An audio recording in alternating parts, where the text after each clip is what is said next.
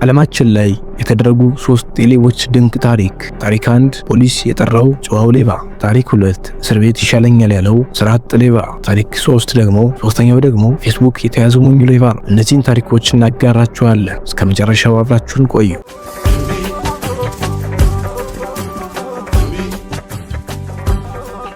አንደኛ ፖሊስ የጠራው ጨዋው ሌባ። ሌባ ሲባል ሰርቆ የሚያመልጥ ፖሊስ ያይ የሚረበሽ ይመስላችኋል? ዛሬ ግን የምነግራችሁ ታሪክ ከዚህ የተለየ ነው።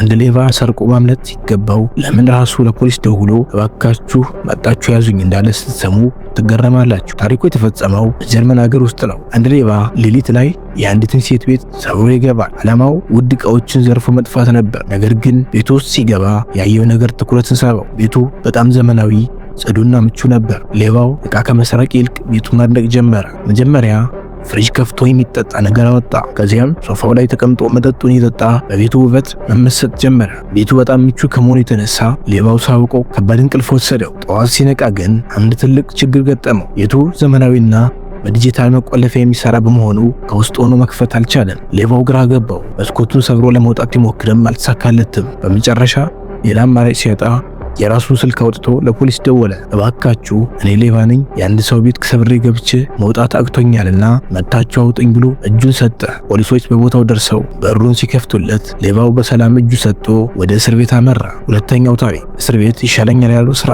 በአሁኑ ሰዓት ብዙ ሰው ስራ ለማግኘት ይቸገራል። ነገር ግን ስራ አጣው ብሎ እስር ቤትን እንደ መኖሪያ ቤት የመረጠ ሰው ሰምታችሁ ታውቃላችሁ? ዛሬ በታይላንድ የተፈጸመውን ይህን አስገራሚ ታሪክ አብረን እንይ። በታይላንድ ባንኮክ ውስጥ የሚኖር አንድ የ24 ዓመት ወጣት ለረጅም ጊዜ ስራ አጥቶ ተቸገረ። የሚበላውና የሚጠጣው እንዲሁም የሚኖርበት ቤት አጣ። በቃኝ ያለው ይህ ወጣት አንድ አስገራሚ እቅድ አወጣ። እቅዱም ወንጀል ሰርቶ መታሰር ነበር። ወጣቱ ወደ አንድ ባንክ አመራ።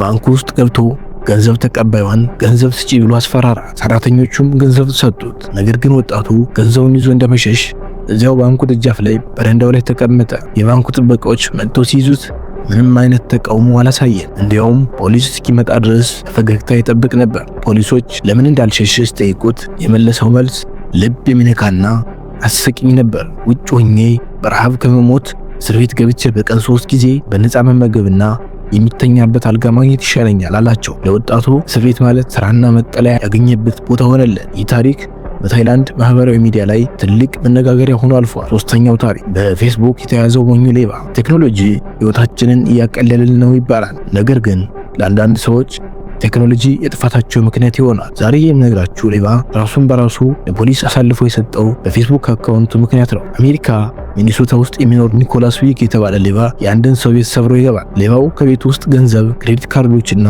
ውድ ሰዓቶችን ሰበሰበ። ከመውጣቱ በፊት ግን በቤቱ ውስጥ የነበረውን ኮምፒውተር ክፍት ሆኖ አገኘው። ኒኮላስ ከመስረቅ ባለፈ ፌስቡክን ልይ የሚል ጉጉት አደረበት። ኮምፒውተሩ ላይ የራሱን የፌስቡክ ስም ወይም ዩዘርኔም እና ፓስወርድ አስገብቶ ገባ። መልእክቶቹን ካነበበ በኋላ ግን አንድ ትልቅ ስህተት ሰራ። አካውንቱን ሳይዘጋ ወይም ሎጎት ሳይል ኮምፒውተሩን እንዳለ ትቶት የዘረፈውን ዕቃ ይዞ ወጣ። የቤቱ ባለቤት ሲመጣ ቤቱ መዘረፉን አወቀ። ወዲያውም ኮምፒውተሩን ሲከፍት የሌባው የፌስቡክ ፕሮፋይል ክፍት ሆኖ አገኘው። ባለቤቱ በሌባው አካውንት ላይ ይህን ቤት ዘርፈሃል፣ ፖሊስ እየፈለገ ነው የሚል መልእክት ፖስት አደረገበት። ፖሊሶቹም የሌባውን ፎቶና አድራሻ ከፌስቡክ አካውንቱ ላይ በማግኘት ወዲያውኑ በቁጥጥር ስር አዋሉ። ይህ ሌባ በዓለም ላይ ካሉ ሞኝ ሌቦች ዝርዝር ውስጥ ቀዳሚውን ስፍራ ይዘዋል።